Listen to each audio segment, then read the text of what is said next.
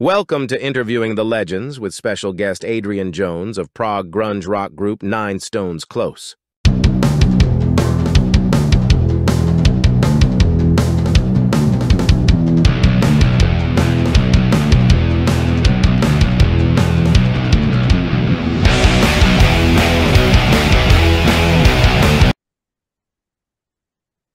Hello, everyone. Welcome to another edition of Interviewing the Legends. I'm your host, Ray Shasho. International progressive rock band 9 Stones Close, with members from the UK, Ireland, Switzerland, and the Netherlands, will release their second album of the year, Adventures in Anhedonia, on November 7th. The new release, following Diurnal, which garnered critical acclaim upon its release in June. Adventures in Anhedonia is a deeply personal album, lyrically reflecting on the mental health and well-being of individuals based on the personal experiences and traumas of guitarist Adrian Jones.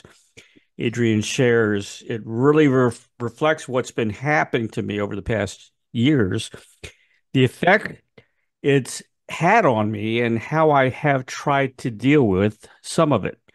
Musically, the album takes a distinct direction from Diurnal, capturing the emotional weight of the lyrical themes while still maintaining the signature 9 Stones Close sound. The band has also revealed the album's cover artwork, another stunning piece by longtime visual collaborator Antonios Thayas. Please welcome Adrian Jones of prog rock group 9 Stones Close to Interviewing the Legends. Hello, Adrian. Hi, Ray. Thanks for having me on. Oh, sure, man. You actually started the band as a solo project, didn't you? And then it kind of evolved. Yeah, exactly. Yeah, I was actually working with a band at the time back in about 2007. We released an album. The band was called Liebig. The album was called Severed. It was very much kind of a grunge style album, so very Alice in Chainsy, I guess, and Soundgarden, that kind of stuff, which is a big influence for me. But while we were making the second one, everybody kind of fell away with personal issues and family things and stuff. So I just decided to release Sandler, which was the first 9 Stones Close album, which I basically finished off in about a week, mixed, got it mastered, and pressed up some CDs. So that's where it all began. I tell you, man, Adventures in Anhedonia is, to me, a masterpiece. I gave it 5 stars. It's an incredible album, man. Very deep. The album's about Anhedonia, first of all, is a mental health condition that involves the inability to experience pleasure or joy in activities that were once enjoyable. I call it the comfortably numb disease. That's a good way to put it. I can understand it, man. I haven't laughed naturally where I felt it in years. It's just kind of a fake laugh, and a lot of my personal friends are gone. Guys that I hung out with, and we understood each other musically. I have my best friend committed suicide. So I can identify, my mom and dad are gone now, and it's hard. It's difficult to deal with these kinds of things and have, a positive attitude sometimes. So it is, yeah, absolutely. Yeah. And I know you've been through a lot. Yeah. And that's, kind of when I started writing the music and words for this one, it was all really just bringing that out. So stuff that I'd kept deep inside, and stuff I dealt with one way or another. And similar to yourself, kind of lost friends, lost family, and also lost my interest in music for a while. Wasn't really getting any joy from either playing or listening, and just generally in this kind of state of limbo. I don't know, kind of really comfortably numb. Yeah, basically, yeah. So yeah, really pure Anhedonia, I guess, and that's where kind of a lot of this came from, really. Would you consider the album a concept album, basically?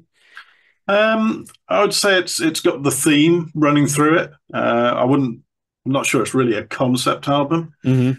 But usually I find once I start writing an album, the theme kind of comes together through all the songs. I think as on most of the albums that we've done.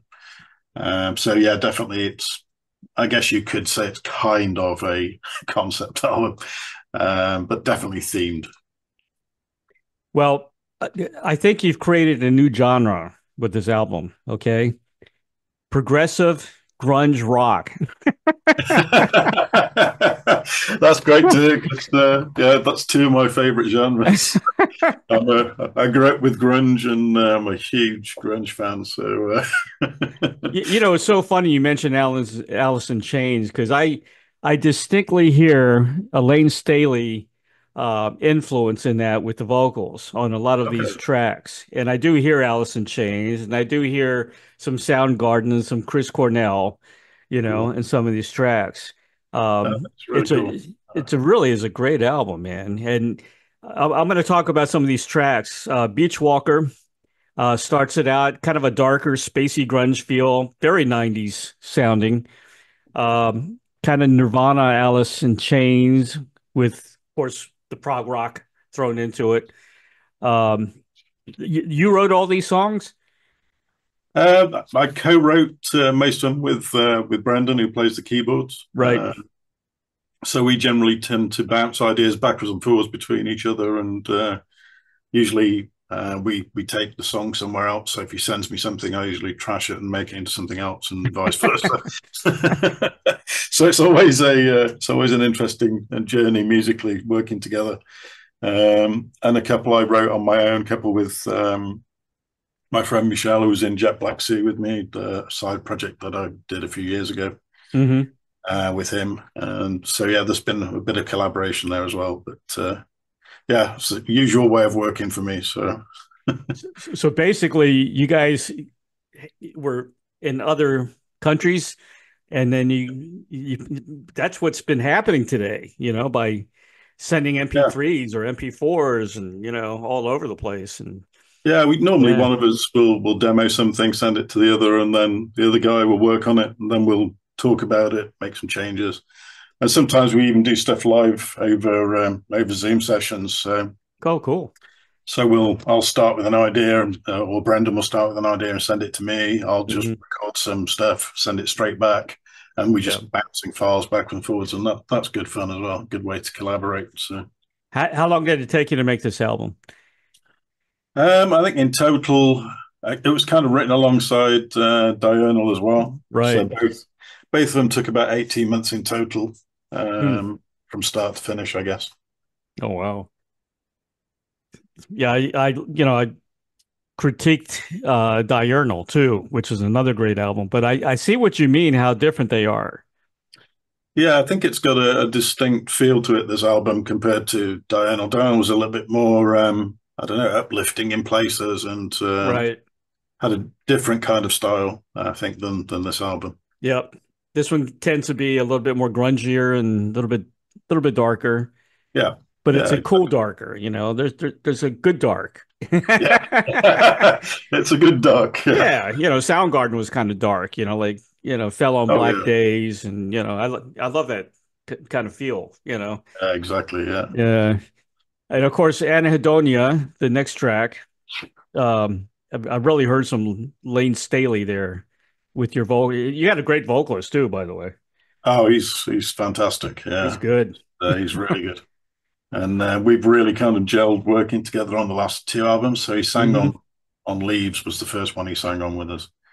And we were kind of just feeling each other out in terms of how to work together. But now we have a really good way of working. So I normally write the vocal melody and do a guide vocal in my terrible voice.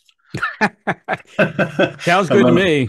and then I send it over to him, and he makes it sound really good. So yeah, he adds his own style to it, and his own touches, and his own melodies and things. So yeah, it's a really cool way of working. Yeah, he's good. Now, do you play electric guitar on most of these tracks? Is that you? Yeah, all the guitars are me on the album. Yeah. You wail on some of these tracks, man. Thank you. I do my best with my limited ability. I love the kind of psychedelic feel on the electric guitar too. You know, that I love that kind of sound. Yeah, I like to play with different sounds and to get the right feel for each song as well. So it's not just using the same sound all the way through. It's Yep. which guitar and which sound and which amp fits the best for a particular song. None of these tracks sound alike, which is cool. It's eclectic, like binary. You got that piano opening, Yeah, very laid back, kind of a spacey track. Um, The Mind is a cool track. You got the acoustic guitar opening, and then a surprise heavy electric yeah, comes in. just kicks in. Yeah, Oh man, it's kind of a cinematic track. It reminds me of you can see things with that song. that's Uh, great. Yeah. And I guess it's supposed to because it's called The Mind. Oh yeah, exactly. All the songs fit the name of the songs, by the way. They really do. That's great. Yeah. It's always interesting putting the albums together, not just the songs, but also the running order and things. A lot of Hmm. thinking goes into that, and how the whole thing should sound from start to finish, and how it should flow. That's always been a big thing for me with albums. All the Hmm. great albums I listen to have that. Somebody's put some real thought into how it flows and Hmm. how the songs are sequenced, and that's really just as important as making the individual songs, I think. Well, you guys really mastered it on this album, man. It's great. It's a Fantastic. really good Thanks. album. Walk Towards the Sun reminded me of Soundgarden a little bit. Okay. Yeah. Yeah. So I can definitely feel your grunge influence. Um, what's a kind of a scary and very intense track was Land Waster, you Yeah. know, right? I think that one, we said at the time, so I think this will divide some of the listeners. I liked it. I think it was great. I guess it's got a bit of kind of industrial Nine Inch Nails type stuff in there as Right. well. It's just a bit weird, really. Very intense. Yeah, it all started with a drum pattern I created with some samples and a bass line I created, and then it just kind of went weirder from there. Hey, weird is good. You know, get away as much as you can from what's happening on terrestrial radio. Oh God, yeah, definitely. God, I hate it. Yeah, it's terrible. Yeah, it's horrible. It's everywhere. I think every country has a problem. Definitely England. England's a lot Oh like yeah. us, I think. Oh yeah, it's really just become kind of background music. It's just awful. It's Yeah, awful, right? yeah, really Do is. you think it's ever going to change? I mean, I think I hope. I one of hope the it comes around downfalls, again. one of the downfalls here in the United States is when they uh, turn these radio stations into, conglomerates, one company owns 20 radio stations and they all have to sound the same. And it's Yeah, garbage, exactly. pure It garbage. is. It is garbage. And Yeah. the other issue is obviously now with the streaming and things like that, people don't tend to sit down and listen to an album very often, especially the younger generation. It's just like the odd track here or whatever. It's not really, and they're not listening. They're doing other stuff at the same time. It's just background music, and Very sad. it's pretty sad, really. Yeah. I was in the electronics business for years. My dad had stores since the late 50s. So I saw the evolution of electronics, from reel to Yeah, reel, transistor radios to CD and all that. yeah, Electronics went too fast. And that's one of the problems, you it know. is. Yeah, We went from the systems like Sansui and Marantz, the big systems and the big speakers to nothing, you yeah, know. But yeah. still, the Walkman was a great idea. We Oh, still it's had great. cassette, Yeah. you know. But then when they got rid of CDs, that was it. You know, that was That the was end. pretty much the end. Yeah, of listening to an album. Definitely, it seems to have killed the whole It thing killed the off. whole thing. And then record stores went out the door. Yeah, I mean, there's still a market there for that kind of stuff, but it's people my age and older or whatever. They're still buying albums and listening to albums properly. And if I buy an album, I still prefer to sit down and play Hmm. it, just listen to the album, not be doing anything else at the same time, but just listen to the music. Yeah, I still get to do that, and that's one of my biggest pleasures is reviewing albums. That's why it was so hard to press you on getting the link to your new album because Yeah, that's my favorite thing to do. I'm glad I managed to get it in time. I know. Thank you. I had a backup because I was going to review the other album, which I did, Okay. just in case. And of course, Hall is on YouTube. Yeah, So the new lead track is on YouTube. Yeah. yeah, that's very, very cool. I'm really interested in your video works too, because a couple of these videos was from your trip in Japan, right? Yeah, it's well kind of influenced by the trip to Japan. I used obviously some stock footage as well and things, but with Hole it was a little bit different because I wanted to use the artwork that Antonio had created as kind of a base for the video, but I had no idea how to animate anything or do anything. So it was a bit of a learning curve as to how I could use some old photos of mine and kind of make them into a similar kind of style as his artwork. And then how the hell do I animate a character in that? And so it was a bit of a bit of a journey and a bit of work of love more than anything else because it drove me crazy at times. But this is how you have to work. Yeah. Just try and find a way somehow. So Well, it came out great, and it's going to get easier because AI is making it very easy for you now to do this. it's getting easier, yeah, definitely. Certainly, once I'd found a couple of techniques to kind of convert photos to a style and do Yeah. certain things with them, it became easier. But yeah, I think I'm not a videographer or any kind of art director, so it was just learning as I went, really. Sure. That's the best way most of the time. Well, yeah. Yeah. I just finished a sci-fi book and I was toying around with some covers. So I went to AI and it was right on, man. It was perfect. I just fed Yeah, in a couple of words, that describe the book and boom, you yeah, know. it's really amazing for that kind of stuff these days. It's going to get very advanced. Absolutely. Talk about plastic animals. Plastic Animals, that's kind of like the nail in the coffin of the album, I guess, or the Hmm. meat. Yeah, this one's the riff had been kicking around for the main part of the song for quite a while. And it was one of those I didn't really know what to do with, and then came up with a bridge and thought, oh yeah, this is going to work. And lyrically, it just really reflected what had been happening to me in the last year of kind of where I was at mentally, the issues I'd had with certain things in terms of my own kind of mental state and how I could get back to where I need to be. Hmm. And the song's really all about that kind of journey of kind of breakdown to kind of like, where the hell am I going next? And Right. who am I now? Because, I don't even know who I am half the time. None of us do. And dealing with your kind of inner demons and that kind of stuff. So it's a very personal song. I was very happy with the lyric actually for this one. It was a bit of a battle to find a thread through the lyric initially, but I'm really happy how it turned out. I always calls tracks like this. It's a concept album within a single track because it's got so many different directions. Yeah. Yeah, there's a lot going on there. A lot going on. Yeah. Yeah, with the different parts of the tracks, but also the instrumentation as well. Yeah, adding brass in there and things like that, which gave it a different feel in places. Yeah. So it's really happy with it.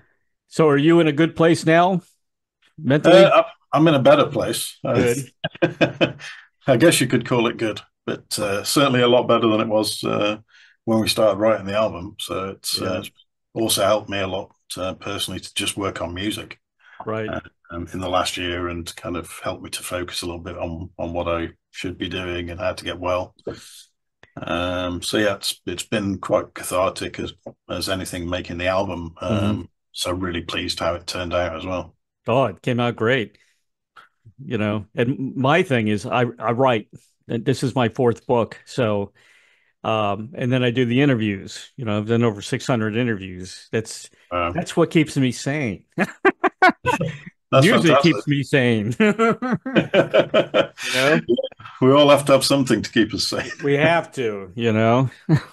especially in this crazy world. Oh, you can't, number one, you can't watch the news. No, definitely not. The And hell with the news, you know. stay away from social media as well. Stay away from social media, you know. Do your own thing. I mean, you know, you were in a good place. It sounds like you're in a very good place with this album because it was very you know, it was Yeah, a very good. I hope people get to hear it. It's hard to reach people these days. It's harder than Right. ever. When I think 10 years ago when One Eye came out, or whether it was 12 years ago, I think there was real buzz about the music and there was a Hmm. lot of people listening. And now it's just you're buried by the algorithms and everything. It's really hard to even get people to understand there's an album out there. Yeah.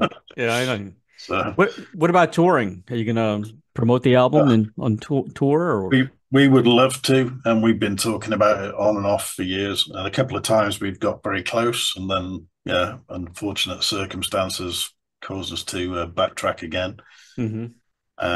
Similar this year, we had some plans to kind of meet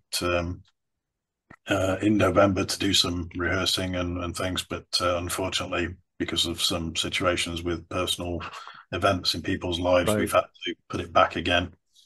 But never say never. So we shall start looking at it again early next year, and hopefully we can do it.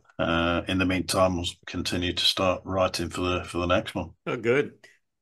Yeah, prog bands today, you would find them mostly on festivals or maybe like Cruise to Yeah, the Edge, you know, on the cruises. yeah, yeah. Which, Those kind of things. Yeah, yeah, but you know, if I had the money, I would definitely do a tour of the U.S. of only yeah. prog bands. You know, maybe six prog bands and just tour the United States That because was you know great. prog is very big here.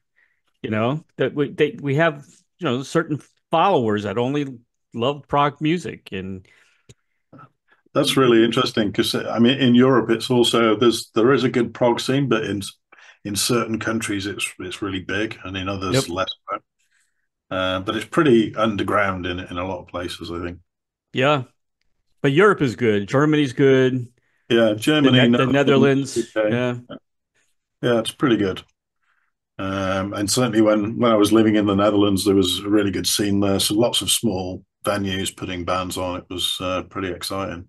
Are you not living there anymore? Are you living in So I Switzerland live in now? Switzerland now. Yeah, Yeah. so yeah, keep moving for work as live. So. I hear Switzerland's a great country to live in. Is that true? It is. It's Yeah. fantastic. Yeah, it's and the scenery is amazing. Mm, Yeah, it's incredible to see. And we really enjoy living here. We got nice friends here, and yeah, right. it's been good. You So ski?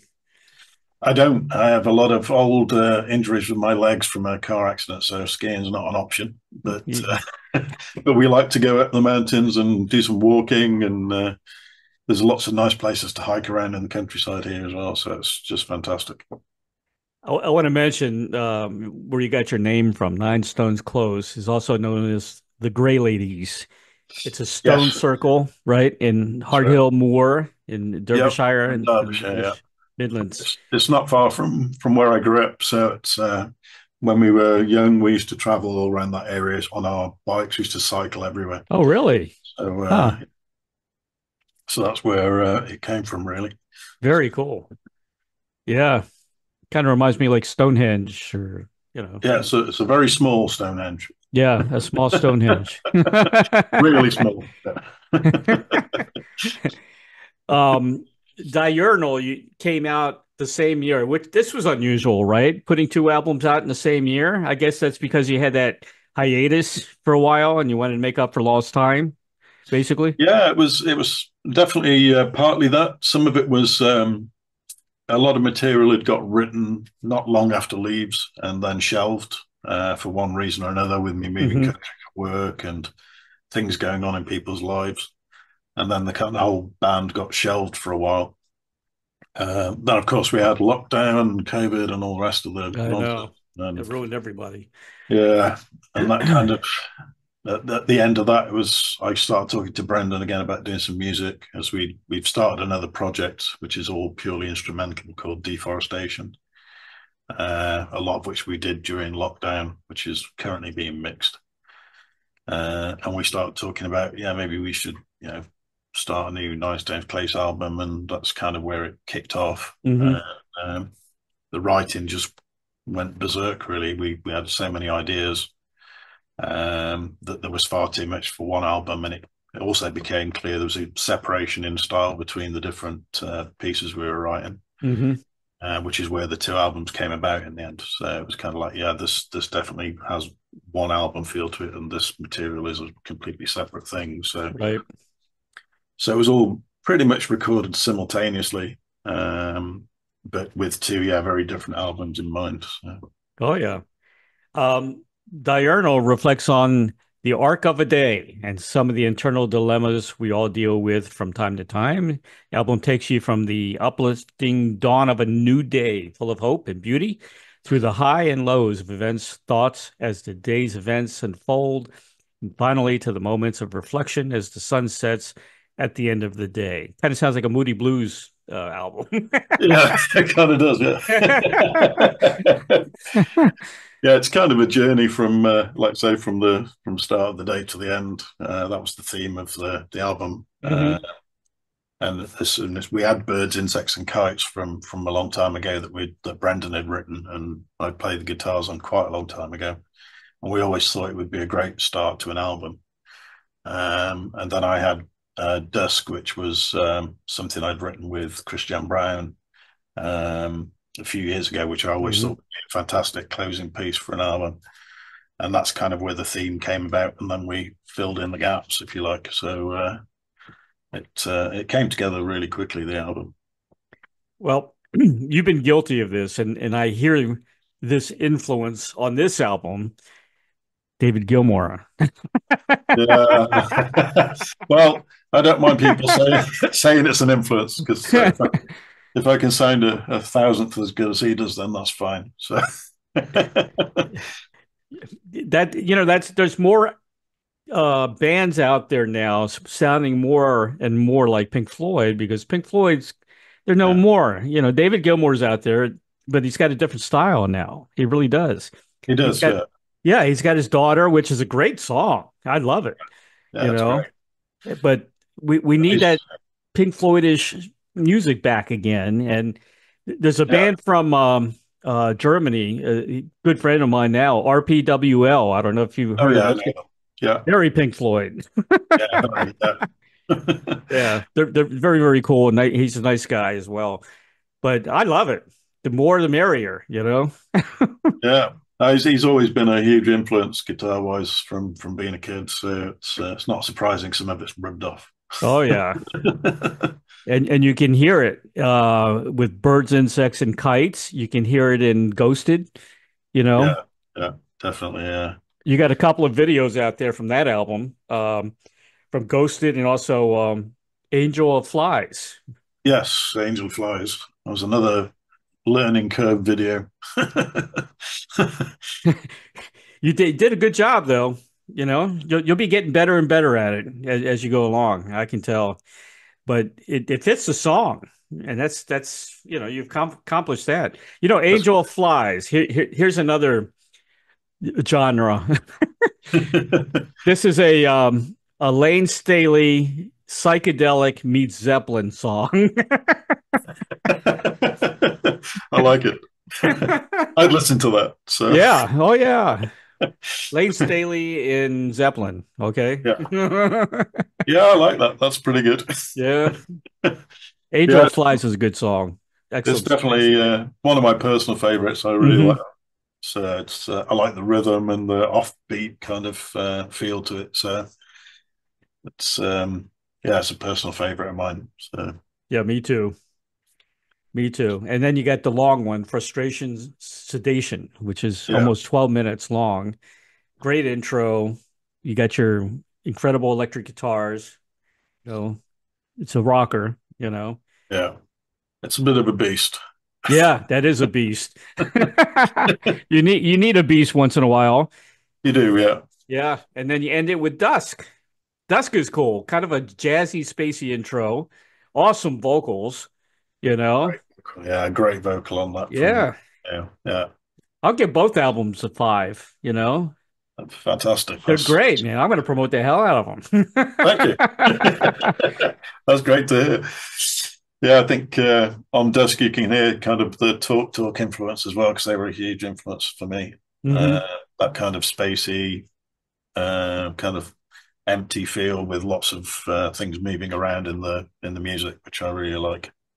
So really happy with that one as well. Are you going to invite some guest artists maybe on a future album? We have in the past. Hmm. Matt Stevens from Fears and the Dead was he played on one of the albums on one track, and on Jet Black Sea we had Tony Patterson sing on one of the songs. Right. But I'm not sure what we'll do going forward because there's already 6 of us in the band, so there's enough of us to make some noise. So Yeah. And expensive when you tour too. yeah, very. So we'll have to scale things back. Exactly. I'm sorry to hear that you were in a major car accident with your mom and dad, but you all survived the crash. But you were in rehab for a long time, and I know rehab because I had several surgeries, my shoulder, my wrist, and I hate rehab, man. It's a nightmare. Yeah. They kill you, don't they? And they do it on purpose. It was 6 months before I could walk again, so Wow. it was a long haul back, but Yeah. They must have we done a got good there. job to help you out. They were brilliant. The surgeon was fantastic, and Hmm. everyone was really good. So it's yeah, you have to obviously make the effort yourself and push yourself. So there was no way I was going to be hobbling around with a stick for the rest of my Oh life. So yeah. I Yeah. did what I could to make it possible to walk properly. So Do you uh, have a little bit of arthritis now because of the accident? yeah, I still have a lot of arthritis and Right. pain there, but I got yeah, that.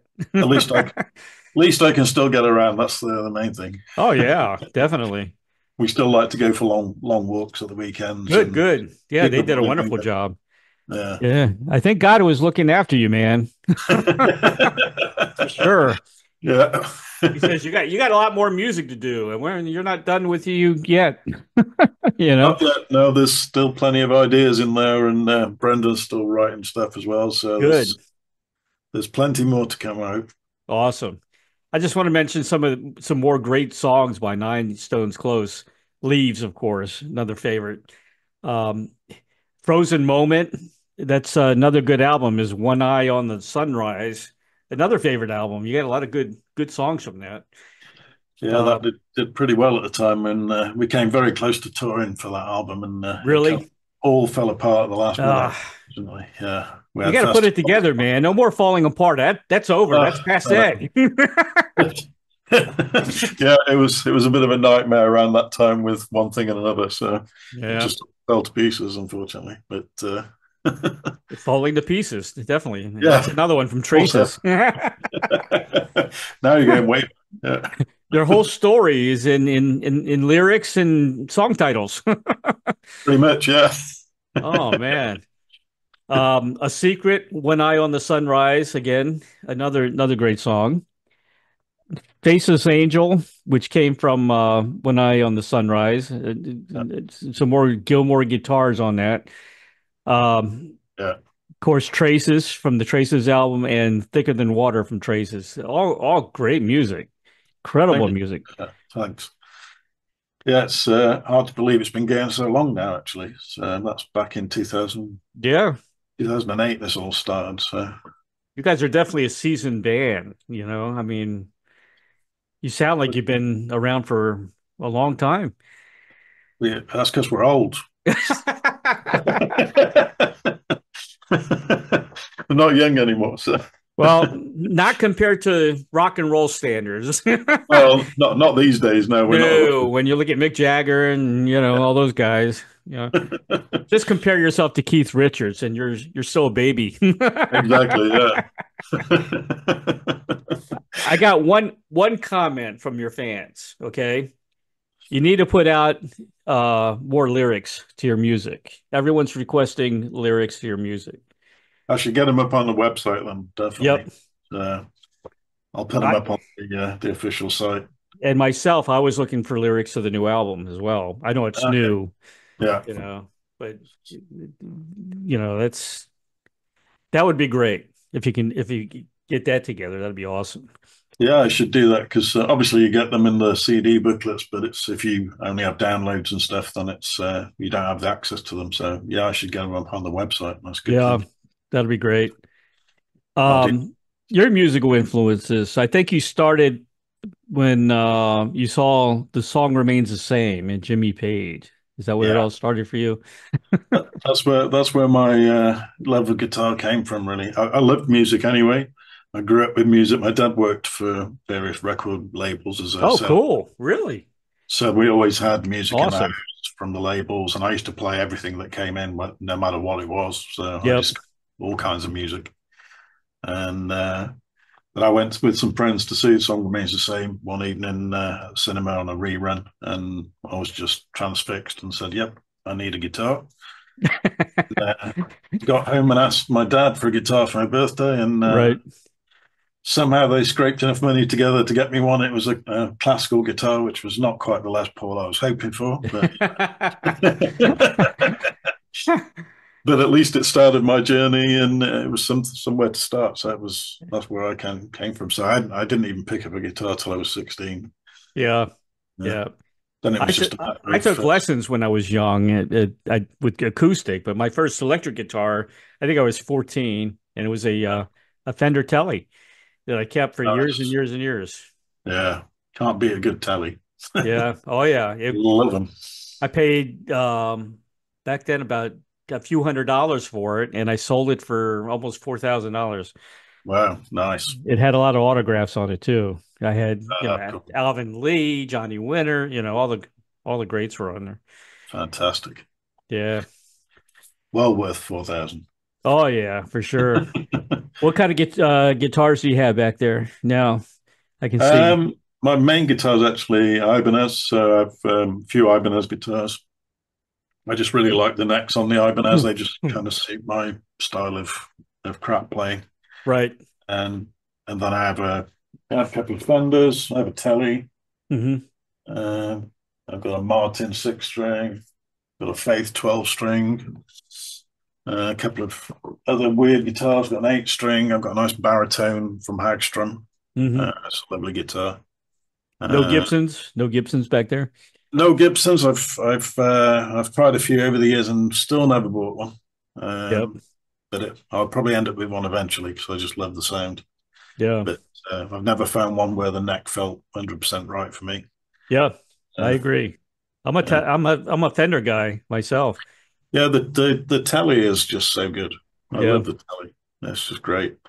But yeah, the necks on the Ibanez always seem to suit my style better. So I've always kind of every time I pick up an Ibanez, it's like, yeah, I like it. So it Yeah. just works. I had Paul Reed Smith on the show. Do you know Oh his yeah, guitars, PRS?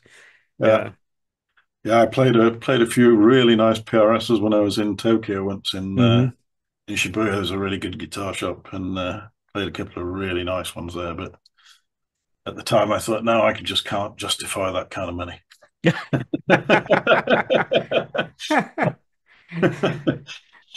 Yeah, it's hard. It really is. I need a new guitar. I got a Fender here. It's a Squire, but Yeah, I sold my Telly. I miss my Telly because I had that thing for years. yeah. I think Sometimes the old ones are the best, aren't they? they are So the best. The old beat up guitars are the best, you know. yeah, I've got an old Ibanez Destroyer too, which Hmm. is a fantastic guitar. It was the first real guitar I bought after when I Yeah. first joined the band, and I'm never going to let go of that one. I love it. You like acoustic. I've seen you in a few videos playing acoustic, and Yeah, it seems like yeah. you love to play the acoustic guitar. I do because normally I write on the acoustic, so Right. usually it's just messing around is where the ideas come from on the acoustic more than anything. And Hmm. I bought a Martin D1 years ago, and Hmm. I just love it. So that's the one I always pick up first. So it's yeah, I always find it very inspirational. If it sounds good on acoustic, then then there's you're onto a good thing. Oh yeah, definitely. Well, don't put yourself down, man. You're an excellent electric guitar player as well. I mean, I dug all the tracks you played, and if you sound like David Gilmour, I mean, come on. I'll take the compliment this Yeah, time. exactly. Um, you mentioned Zeppelin. Did you ever see Zeppelin in concert? No, unfortunately not. I was a bit late to the party because I think the first album I heard that when at the actual time it came out was in Through the Outdoor. But I would have been 11 years old, Hmm.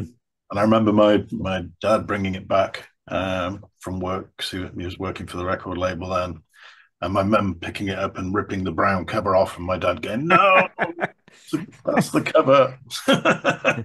But I just remember the opening of in the evening and thinking, "Wow, Yep. what the hell is this?" Yeah. Very cool. Yeah. Yeah, it's just so cool. I was fortunate to see Zeppelin twice, Oh, fantastic. 75 and 77. And the first time I actually slept out in front of the venue to get tickets. And it was Wow. freezing outside. You know, Worth it though. it was worth it. Yep. Yeah. I've That's had 75. um I've had Bonham's sister on the show, Debbie. Debbie Okay, Bonham. cool. Yeah, Nice. she was cool. Yeah, nice. Yeah. You remember your first concert? My first one was actually Jerry Rafferty. Really? Yeah, Wow, that's which unusual. was unusual. Yeah, that was 1979 on the Night Owl tour, and the support was Richard and Linda Thompson, which Oh, was cool. I guess uh, he played Baker Street, right? yeah, he played Baker Street and a lot of the new album at the Hmm. time. It was really nice. So, and after that, I used to just go because my dad used to get sometimes tickets for gigs in the post. Right. He worked for the record label, so he was like, "Oh, do you know this band?" So, yeah, I'll go and see him. So I saw discovered some bands that way, and just went to Yep. see some stuff, and yeah, it's great. Oh, So, that's wonderful, man. Yeah. All right. Adrian, here's your final question. And I ask everybody this question, I get some really interesting answers. If you had a Field the Dreams wish, that's one of my favorite movies, to perform with or collaborate with anyone from the past or present, who would that be? oof, If you wow. want to put together a whole band, that's okay. I think it might need it. That's a tough one. I don't know, actually. Really interesting question. Obviously, it'd be fantastic to sit down with somebody like Jimmy Page and just understand how he thinks, writes, and works. That would be amazing. But Hmm. there's other people like Chris Cornell, just a huge hero of mine Yep, as me too. Yeah. a writer, a musician, singer. He just had everything. Jerry Cantrell, Hmm. big influence on my guitar player. Um, and then people kind of a bit left field, like Mark Hollis from Talk Talk, would be really cool to see how it would have been to have sat down with him and understood how his mind worked for music. Hmm. There was a band that progressed more than anybody, I think, in the 10 years they were going, 11 years they were going. So yeah, it's I don't know. I'd have to think about it a bit more, I think. Good answers. Good answers. Number one answer I get is always Paul McCartney. Really? Yeah, I get Okay. tired of hearing that one. Uh, but Robin Trower said James Brown was, Oh yeah, wow. yeah. Yeah, James Brown's Um, Tone also would have been incredible. mhm. There's a lot of fantastic music from the 70s. So Yep. many influences on stuff I listen to now and stuff I've learned to play. So it's yeah, I'm sure I'll think of 100 more. Somebody that lives in Switzerland. Billy Cobham used to live in Switzerland. He moved back to Yeah. Panama. What a But drummer! Wow. Petula Clark. Do you know Petula Clark? Remember her? She lives in Switzerland. Okay. She told me Pink Floyd. She wanted to play with Pink Floyd. Really? Yeah, You would that's never expect that of her. Yeah, it's never, fantastic. never. Yeah. I thought that was Fantastic. really interesting. Yeah, really cool. So, Uh, Adrian, what's next for Nine Stones Close? We got you're going to work on another album. We got plenty of music to listen to until you start yeah, working on another album. hopefully this will keep people busy listening for a while. Oh yeah, But yeah, there's already some songs in the pipeline that we've started working on. So good. if we can find the time and the impetus and Mhm. everybody's ready to go for it, then hopefully maybe next year there'll be even more coming. So that should be great if we can.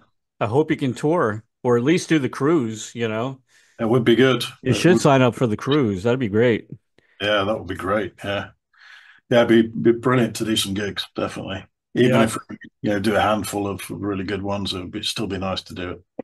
Oh, these two albums, both of them that you released this year, live would be incredible.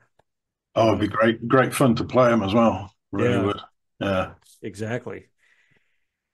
Well, I want to say pre-order the brand new album by Nine Stones Close, Adventures in Anhedonia. The officially release date is November 7th, but you can pre-order it now. I guess you can go to the ninestonesclose.com shop yeah, and go ahead and order that. It's also available on digital, and they can go to Bandcamp, right? Your Nine yeah, Stones Close Bandcamp. exactly. Yeah, Yep. And also Diurnal is available. That's available, and a lot of your other music's available on Amazon.com for people everywhere internationally. Um, for more information, you ninestonesclose.com. You're on Facebook, Instagram, Bandcamp, YouTube, and Twitter. yeah. And I've So listed all your just say hello wherever you are, whoever you are. I'll always answer. So. Nine Stones Close is a great band. Uh, I love your music, man. It's incredible. I just hope to see you live one day. Maybe you'll come to Florida. I'm in Florida, so maybe one day you'll come to the States. I know it's hard to come to the Yeah, States. It's but you expensive never know. now, but you never Yeah, know. well, yeah, everything's expensive now. Everything, especially here, man. We just went through a hurricane. I told you that on an email. Yeah, And did a it's lot of just damage. yeah, yeah. I saw a lot of the footage. It looked terrible. So It came ashore like 10 minutes away from me on the beach from wow. Siesta Key and headed right for us. First time in over 100 years that happened, you know? Wow, pretty scary stuff. Yeah, you're not safe anywhere. No, definitely not. No, not in those kind of winds. No. Adrian, thank you so much, man, for being on the show today. It's been a real pleasure. We finally got together. Brilliant. Yeah, thanks. My best to you, the family, and keep those spirits high, man. You're doing a lot of good things, and you're making a lot of people happy as well with your music. Thanks, Ray. Yeah, thanks you, and thanks for having me on. It's been Sure. great. Anytime, man. Take care. Cheers. Bye. Cheers. Bye-bye. Thank you for joining Ray Shasho on another episode of Interviewing the Legends.